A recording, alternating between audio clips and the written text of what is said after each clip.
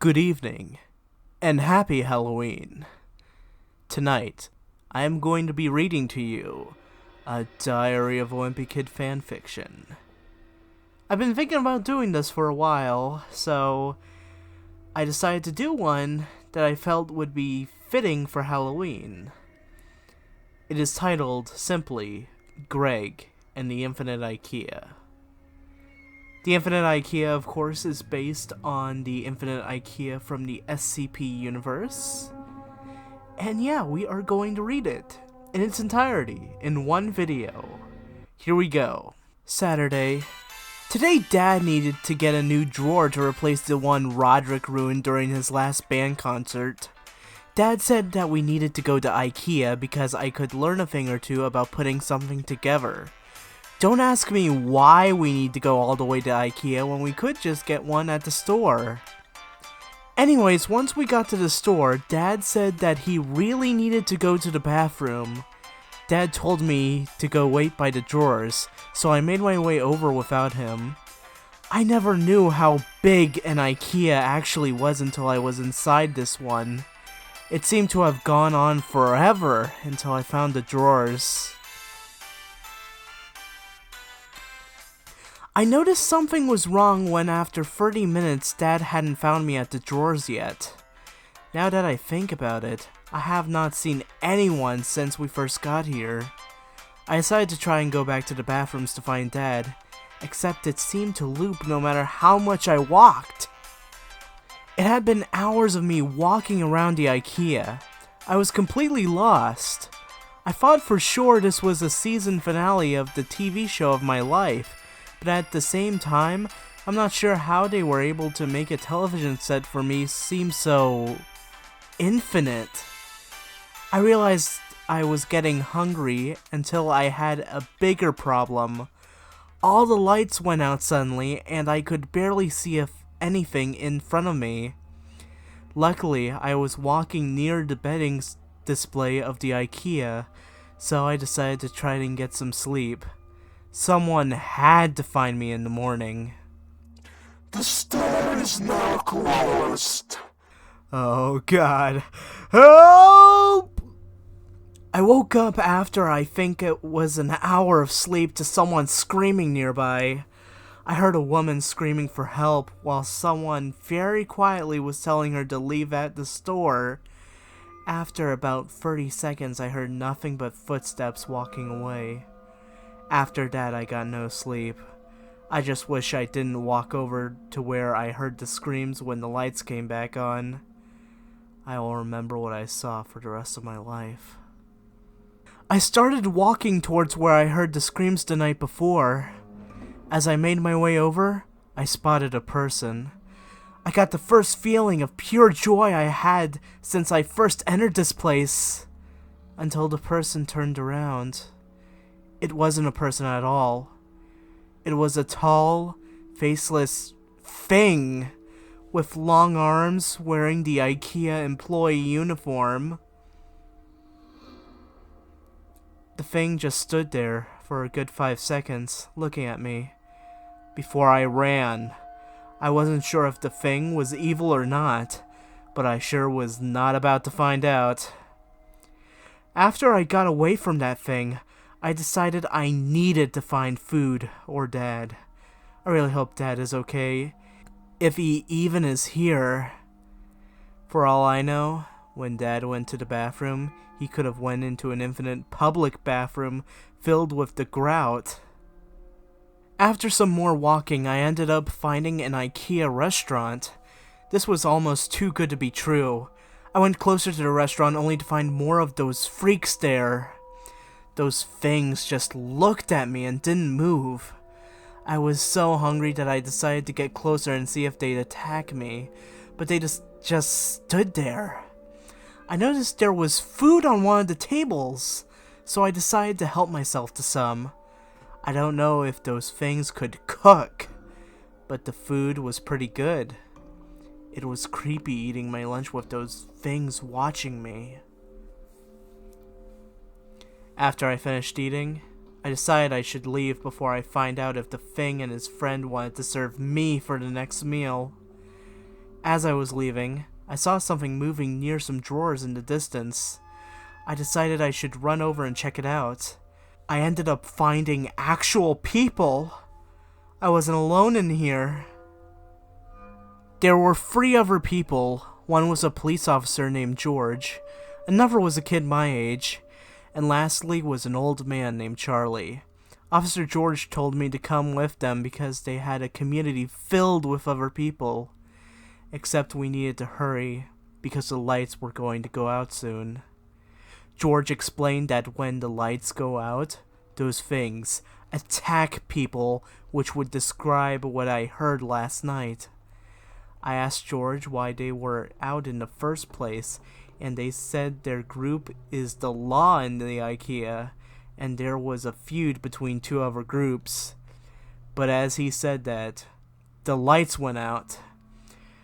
There were the things around us when they went out, and Charlie got surrounded. The store is now closed. Help me! I'm so sorry, Charlie. We all got away except for Charlie. There wasn't anything we could do to help him. At least he lived a long life. I only hope I can say the same. We ended up making it to a place George called Textiles. I guess it's called that because of the sign for textiles above their base. If you ask me, the name is pretty lame, but it could be worse. Textiles had walls around it from the furniture, and it even had power to make the night more bearable. George told me I need to try and get some sleep, and he would explain more in the morning. Day 3. When I got up today, George was waiting for me. George told me that he and some others fortified this place a few months ago. He then introduced me to the other unlucky people here. I was hoping to see Dad here, but I didn't recognize anyone else. George told me his group is the law of this Ikea, and that it's our job to try to settle disputes between other communities. He told me that Charlie was his last deputy, and that he would like me to try and fill his spot in the group.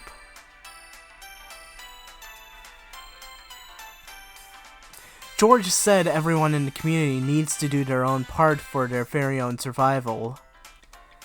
Some people go out to those restaurants to gather food. We don't know how the food gets there, but it appears every few days. Other people know how to craft weapons to use against other groups and those monsters. The people here call those things the staff, because they are dressed like the employees. Some others are tasked with maintaining the walls around Textiles. The worst job is the few who have to clean up the bodies of the staff. According to Alan, they take the bodies away on trolleys far away because the bodies bring in more staff. Every few nights, the staff attack Textiles, so we need to clean away their bodies. Lastly, there are the deputies. The deputies are there to make sure Textiles is safe and go with George to other communities to solve disputes. Deputies get the most respect around here, so when George offered me the job, I took it. The ladies of Textiles didn't seem too impressed at first, but I'm sure they'll come around. Anyways, George says tomorrow he needs me as backup for when he goes to Checkouts, which is the name of another town, because there's talk of bandits. Day 4. Today George and I made our way over to Checkouts. George told me to keep my eyes peeled for anything out of the usual as we got close. That was bad advice because there is nothing normal about this place. Anyways, as we got closer to town, George spotted 2 prisoners sneaking around. "This is Class D turf! Hold it right there!" I had no idea how prisoners got into this Ikea or what D-class meant, but I did know that they looked like they meant business. George suspected them of being the bandits and started yelling at them to drop their weapons. One of the goons took a step closer to us and said this was our last warning to leave. I thought this was a really bad idea and that we should leave, so I tried to motion to George to leave, but that's when he pulled his nightstick out and said, "Bring it on!" I don't know what came over me, but as George charged the prisoner with the knife, I ran at the one with the bow. The prisoner shot an arrow at me. Luckily, he missed. The arrow ended up hitting a staff member behind me who went crazy and it sprinted past me right at the prisoner.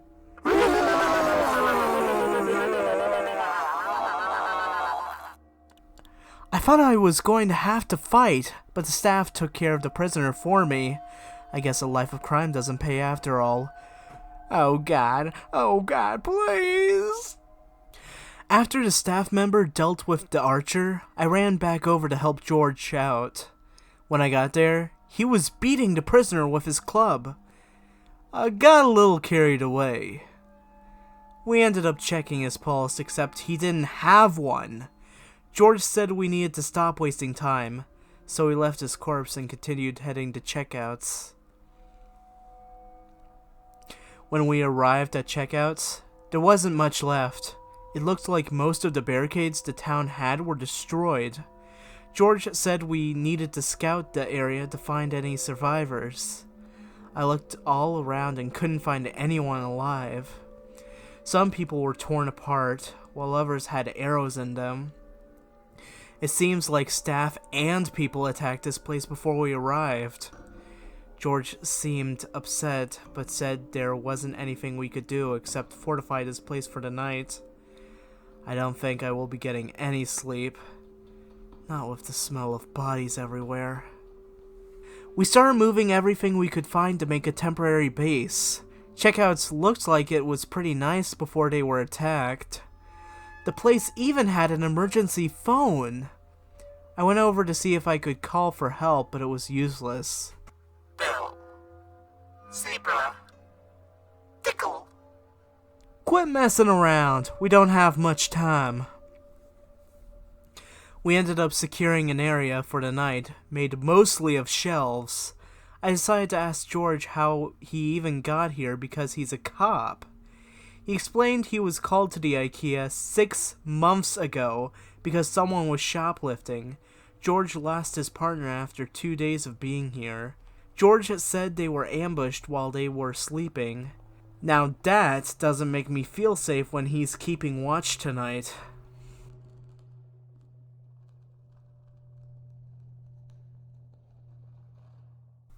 Day 5. We ended up surviving the night and making it all the way back to Textiles in the morning.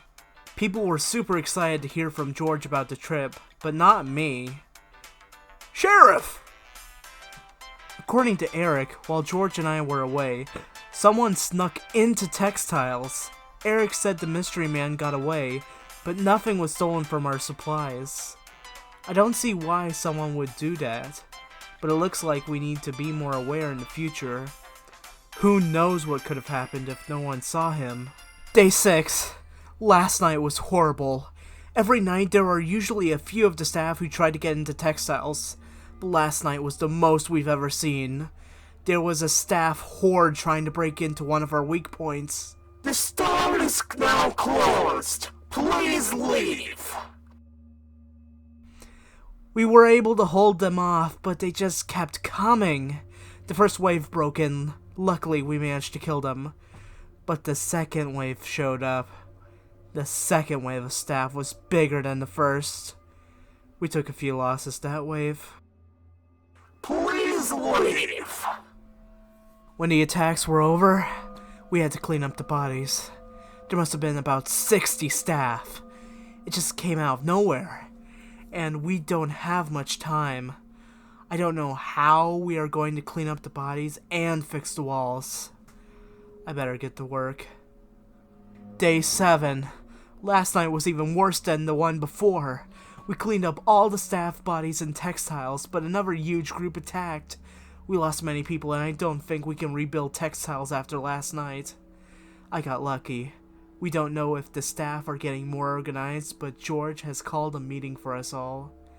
We all decided to pack up and try to seek refuge with another community. I was looking for things to take with us when I found what caused the attacks. It was the hand of a staff in a drawer. This was the same area Eric spotted the intruder. The intruder must have put it in there to attract staff to kill us. I don't see why someone would do this to us, but it doesn't matter. We need to go soon. We were on our way to the community called Showrooms, but we must have left Textiles too late. On our way, the lights went out and we all panicked. There was a few staff nearby, so everyone ran in opposite directions. I ran for what seemed like hours when I stopped. George followed me and told me we needed to stay calm, but the staff followed us. I was about to keep running when I saw doors. They were not there before, they just appeared in front of me. I could see through them, and it was the outside of this nightmare. I wasn't going to take the chance and forget where I was, so I went through it, leaving George. Greg? Greg! Get on the ground right now! The soldier blindfolded me and searched me. When he found my journal, he said I had a nice diary. I explained to him it was a journal, but he didn't listen to me. After what seemed like hours of driving in silence, we stopped, and the soldier took me out and brought me inside somewhere. I got my blindfold taken off and saw I was in a small room with an old man. I guess he was actually a scientist and told me we had to talk about my experience in the Ikea. His name was Dr. and he made me tell my whole story probably 100 times. When I wasn't telling my story, I was sitting in a small room alone with nothing to do. It took me a lot of begging for them just to give me back my journal, but they said I can only write a few more pages. The scientist also said I couldn't keep my journal when they let me go. On the bright side, they said they would give me something to forget this whole experience. I just don't know how they will explain this to my family, but I'm sure they'll think of something to tell them. And thus concludes Greg and the Infinite Ikea. Greg and the Infinite Ikea is a story, or rather a Diary of a Wimpy Kid fanfiction / Diary of a Wimpy Kid lookalike book, or LLB, by you/Brian Olsen 4, posted 2 years ago, it looks like, to the LodedDiper subreddit on reddit.com/r/LodedDiper. This reading was narrated by Connor the Fiji Fan 78. The Fiji stands for video game. And yeah, I hope you guys enjoyed that. I was actually thinking about dubbing this a while ago, but then I thought to myself, hey, isn't it Halloween? So I thought now would be a good time to dub something like this. So yeah, I hope you all enjoyed, and yeah, I don't have much else to say. Like, subscribe, follow my social media pages in the description below. And yeah, I'll see you guys whenever I post again. See ya. Goodbye. But at the same time, I'm not sure how they were able to make a television set big for me.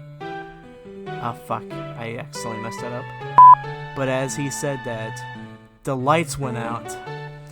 There were the things around us, and when they went out... There were the things around us, and when they went out... I keep saying this thing wrong. I went over to see if I could call for fucking hell.